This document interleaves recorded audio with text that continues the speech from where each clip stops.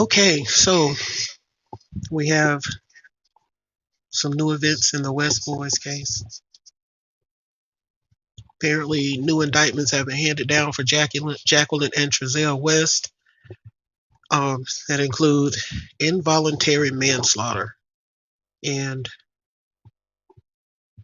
the wording is a little odd, so I just kind of want to go over it. I have not found the actual indictment, but I do have some news coverage on it, and it does mention that wording in there. So we're going to talk about that a little bit today. But first, we're going to listen to this news coverage. Thanks, Brandon. Turning to the case of the West Boys. Their adoptive parents arraigned today, charged with killing the boys. Trezell West faced 7 charges, including 2 counts of second-degree murder, 2 counts of child cruelty, reporting an emergency, and voluntary. A trial is set to begin July 25th.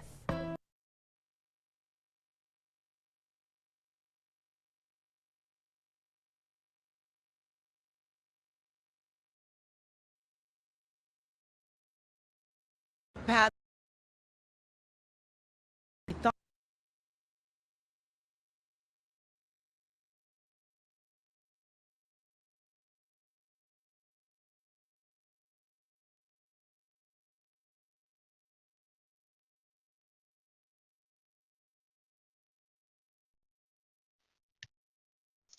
So this article is from Bakersfield.com. California City Boys' adoptive parents face additional charges.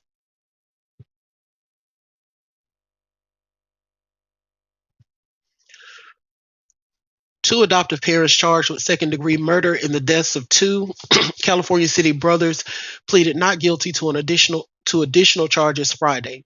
Both Jacqueline, 32, and Trezell West, 36, now face 1 count of involuntary manslaughter and a conspiracy charge in the deaths of Orrin, 4, and Orson, 3, West.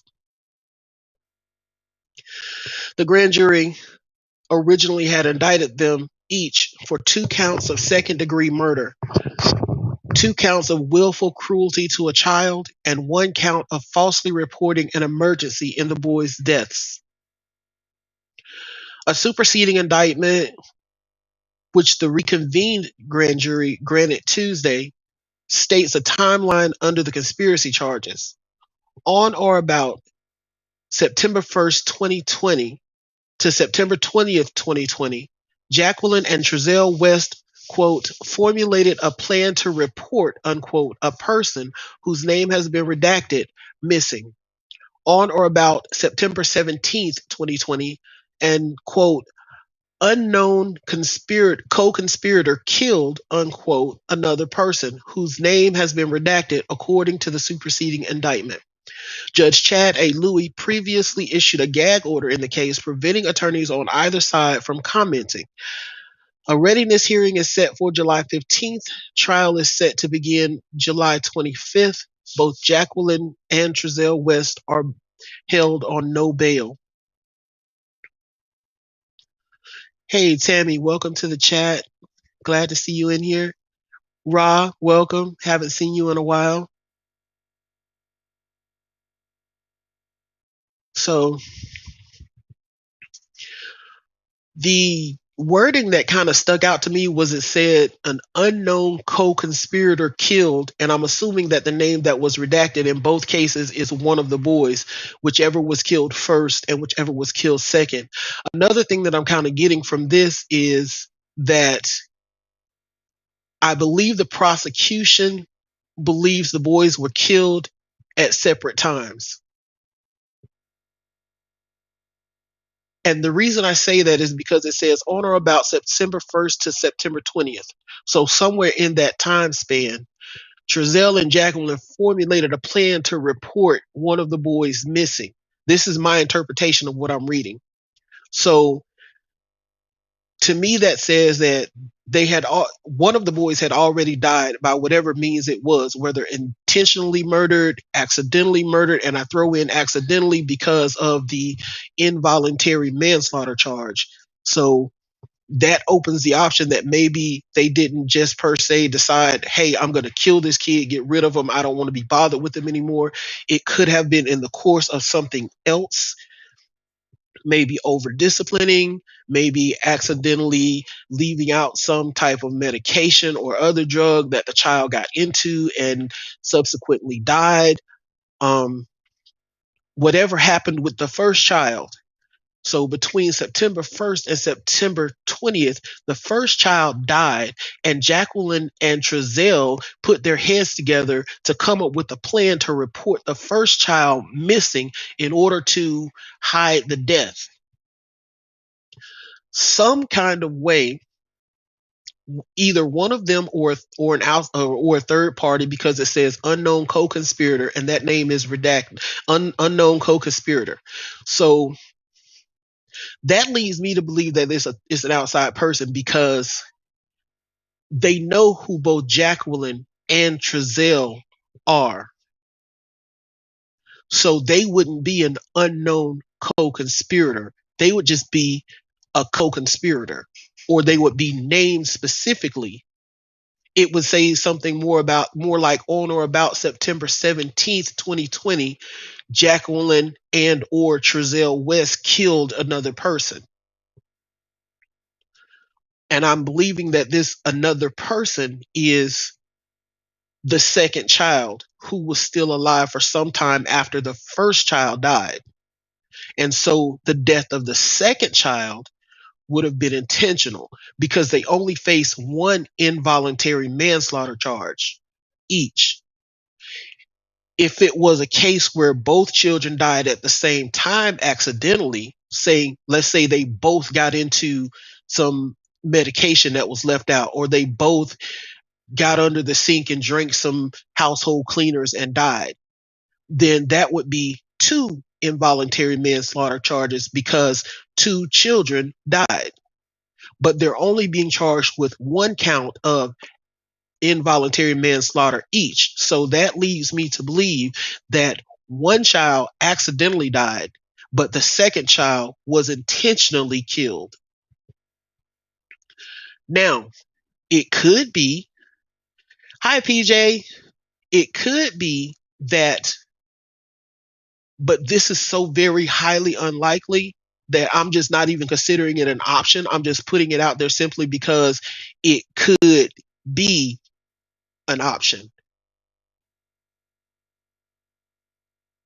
Trezell accidentally kills one child, Jackie accidentally kills one child, or not necessarily accidentally, because involuntary manslaughter doesn't necessarily mean it was an accident. It could mean that you were doing something that action could lead to the death of the person upon whom you're committing that action. That there is a chance that that could happen. And when you're charged with involuntary manslaughter, you were doing something that could have caused someone's death and ended up actually causing their death. Like, say, riding someone on your motorcycle without a helmet. If they fall off and die from a head injury, you could face an involuntary manslaughter charge, because if they had had a helmet on, that head injury that killed them probably wouldn't have happened. But you should have known that riding on a motorcycle without a helmet could lead to death in certain circumstances. If that makes sense to y'all.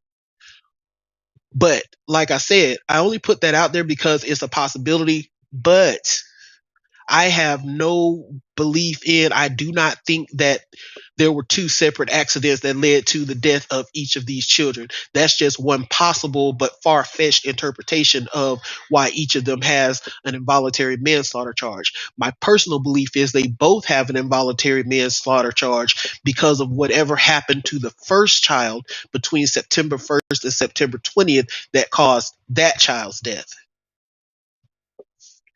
And so That's why they only got the one charge, because the second child was intentional. So that's covered by the charges that were already they're already indicted on, which is like the murder and homicide charges. So anyway, that wording stood out to me, but the unknown co-conspirator is really sticking out to me because that opens the doorway for there to have been a third person who's yet to be identified, who was involved in the death some type of way, or who was directly involved in and caused the death, because it says on or about September 17th an unknown co-conspirator killed another person whose name has been redacted. So assuming that the other person that was killed was the second brother, this unknown co-conspirator wouldn't have been Jackie or Trezell, because they're known. Yeah, we're gonna get back to Bakersfield next week, Tammy, because Bakersfield just really got a whole lot going on, and the missing kids, teenagers are really. It really bothers me. It does. It really bothers me. It doesn't make any sense, especially that none of them have any information coming out later that they were found, that they're still being looked for. None of them. Just that one blurb: missing, first time missing, considered endangered, description, call the cops. Boom, that's it. But yeah, I'm not gonna dwell on this for too long. Other creators are definitely going to cover this, and other creators with more knowledge of the case are definitely going to cover this, and I look forward to watching that. But I did want to just put this out there so everybody could know what's going on, what's the latest news in the case of Classic and Cincere Pettus, aka Orrin and Orson West.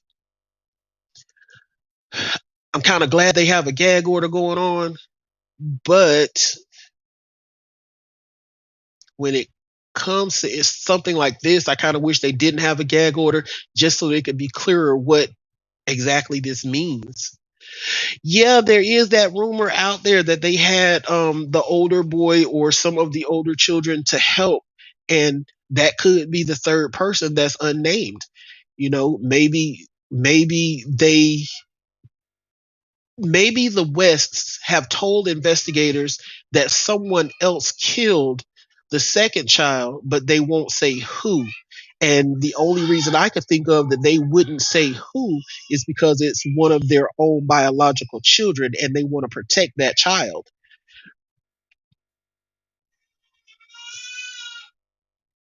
And then just putting it on the table that there's a chance that there's a third party involved could also possibly uh, take some of the heat off them as far as the severity of their sentence later.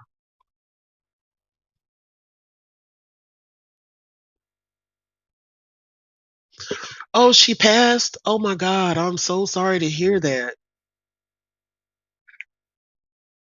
I'm so sorry to hear that. I remember you saying that you were at her house, or that you and her were watching my show that night, because that was the same night that you said there were gunshots in your neighborhood, right?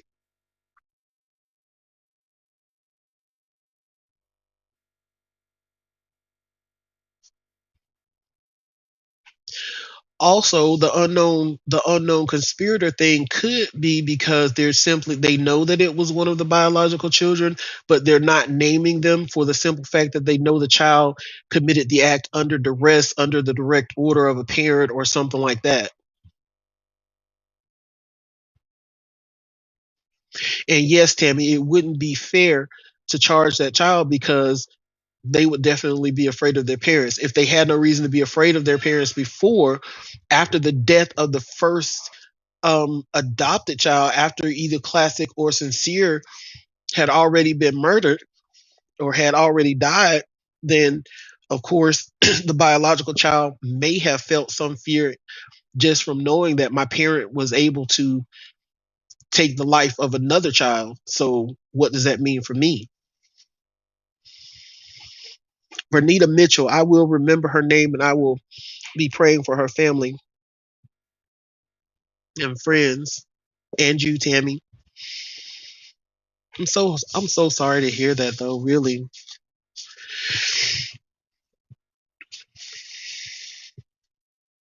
I've lost a few friends, and sometimes losing a friend can hurt more than losing even like a blood relative.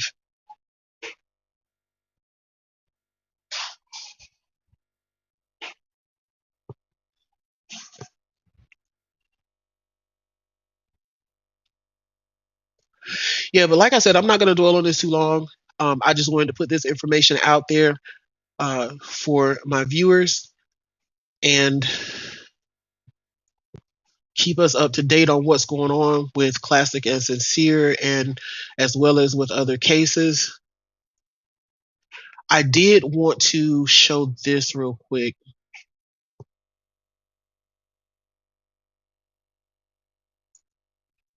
because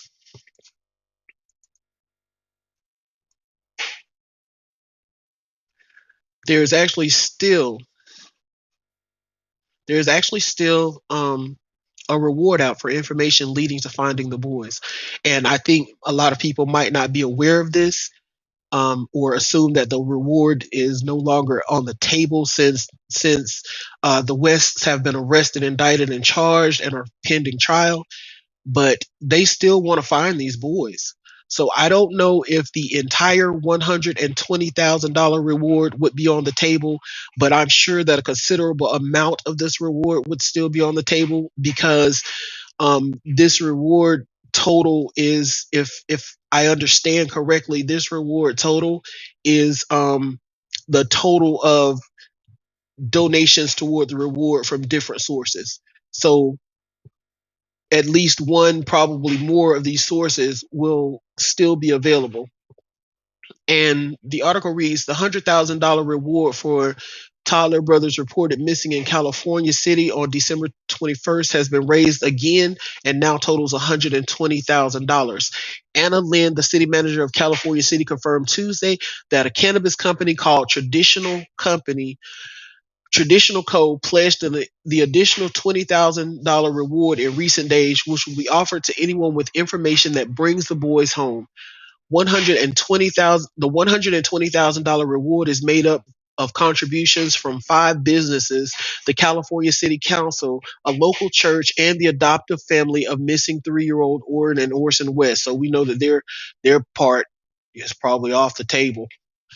Here is a list of all those who have offered rewards for the boys as of Thursday. Greenstone Cannabis Dispensary, $10,000. Preferred Towing, $10,000. Murphy's Pool and Spa, $5,000. That one might be off the table because it's grayed out. These other ones you could actually click on the link. This one's grayed out. City of California, $25,000. Adoptive family of Orrin and Orson West, $30,000. Ron and Kim Smith with Victory Baptist Church, $10,000. West Coast Realty, $10,000. Traditional Co., $20,000. So assuming that these that are grayed out are no longer on the table, there's still about $85,000 out there, because this is 20,000 drops it down to 100,000, 10,000 drops it down to 90,000, 5,000 drops it down to 85,000. So I'm assuming that there is at least $85,000 worth of reward money still on the table for information that leads to finding Orrin and Orson West, birth names Classic and Sincere Pettus.